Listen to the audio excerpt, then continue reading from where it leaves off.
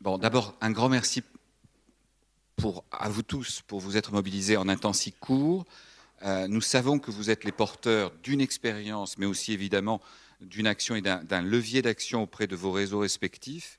Vous avez compris quelles étaient les différentes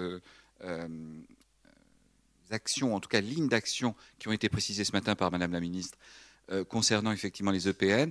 Je reviens sur le caractère inédit de cette rencontre.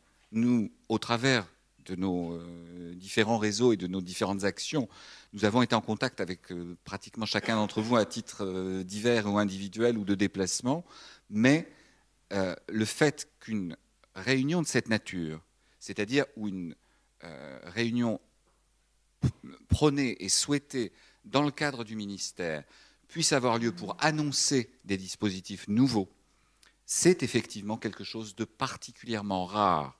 Alors évidemment, ça ne répond pas à toutes les questions et à toutes les inquiétudes.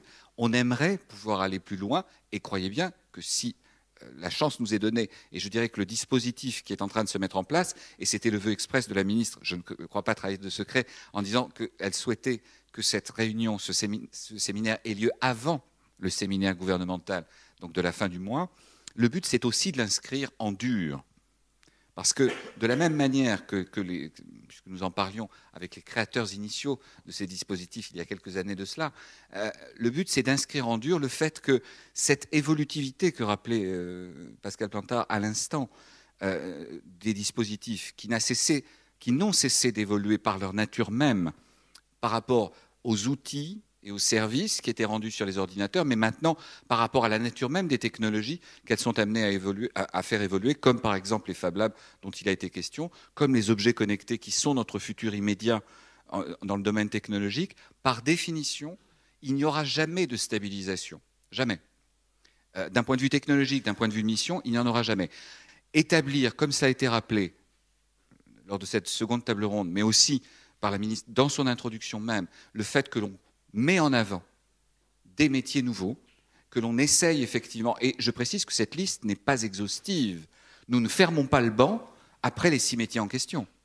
S'il y en a, et je ne doute pas que parmi vous, il y en a qui auront des suggestions par rapport à cela, elles seront bienvenues, bien évidemment. Le but, c'est faire en sorte que la reconnaissance, à la fois institutionnelle et par les citoyens, soit telle que ces dispositifs gagne encore en légitimité.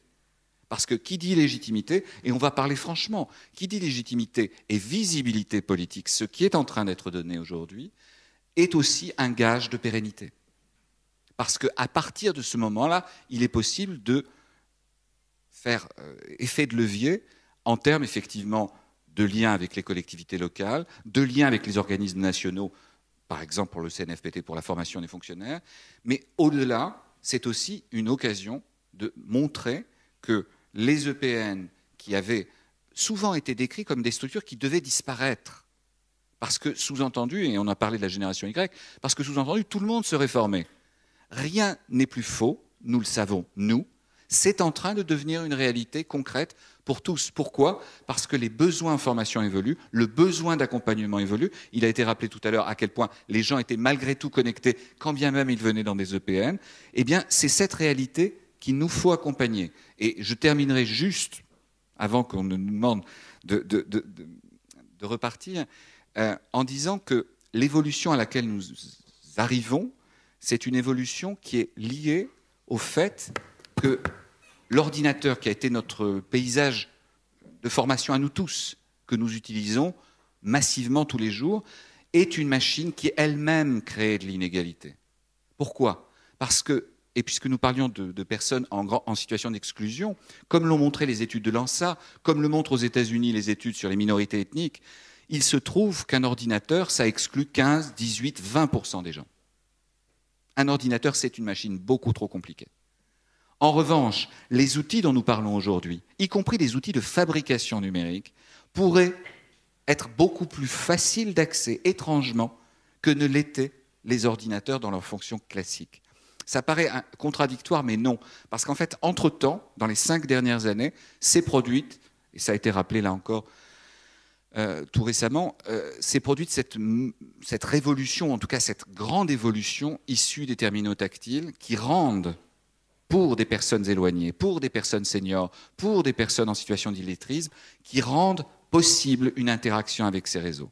Et c'était une chose qui était tout simplement inenvisageable il y a quelques années encore. Donc vous voyez, c'est ces évolutions-là sur lesquelles nous devons nous appuyer pour que cette culture, cette alphabétisation numérique, comme le rappelait la ministre ce matin, puisse devenir une réalité opérante, agissante à l'échelle de nos interlocuteurs sur l'ensemble des territoires. Vous en êtes les relais et nous resterons à votre contact pour en reparler. Merci à vous tous.